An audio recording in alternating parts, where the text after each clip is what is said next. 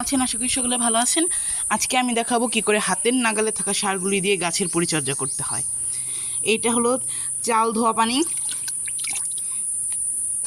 এই যে গোবরের সার, হলো এই যে চা পাতা, আর এই যে শুকনো কলার খোসা। এই সারগুলি দিয়ে কী করে আমরা সহজেই গাছের পরিচর্যা করতে পারি সেটা ভিডিও আজকে আপনাদের সাথে শেয়ার করছি। হাতের নাগালে থাকা কিছু জিনিস দিয়ে কী করে আমি আমার গাছের পরিচর্যা করি চলুন দেখে নিই। এই যে আমার গোলাপের গাছ, গোলাপ ফুলটা ফুটছে। এই যে আমার নয়নতারা ফুলের গাছ, টাইম ফুলের গাছ সহ এখানে রয়েছে কঞ্চিলতা গাছ। প্রথমেই এই যে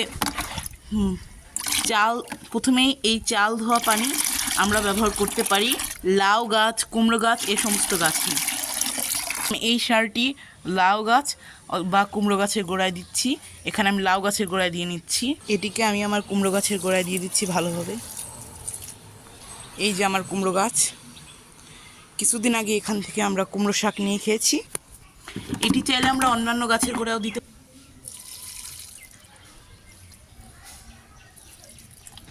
এরপর আমার দ্বিতীয় স্টেপ, আমি একটি মরিচ গাছের গোড়া চারিদিক দিয়ে ভালোভাবে খুঁড়ে নিচ্ছি। দেখতেই পাচ্ছেন আমি যে চারিদিক দিয়ে এভাবে মাটি খুঁড়ে নিচ্ছি। এর চারিদিক দিয়ে আমি দিয়ে দিচ্ছি গোবরের সার।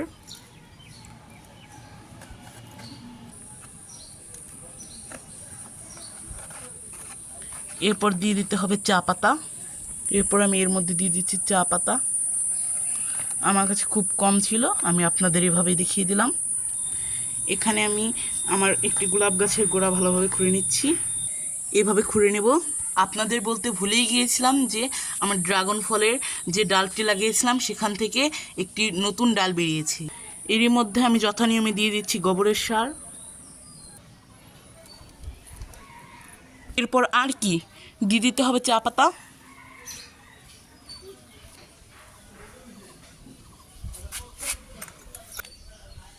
এটিকে টুকরো টুকরো করে কেটে ফেলতে হবে।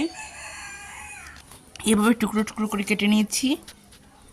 এরপর আমি এটিকে গাছের গোড়ায় দিয়ে দিচ্ছি, মাটির সাথে মিশিয়ে দিচ্ছি। আজকের ভিডিওটা এই পর্যন্ত। পরবর্তী ভিডিওর আপডেট আপনারা দ্রুতই পেয়ে যাবেন। সকলে ভালো থাকবেন এবং সুস্থ থাকবেন। আল্লাহ হাফেজ।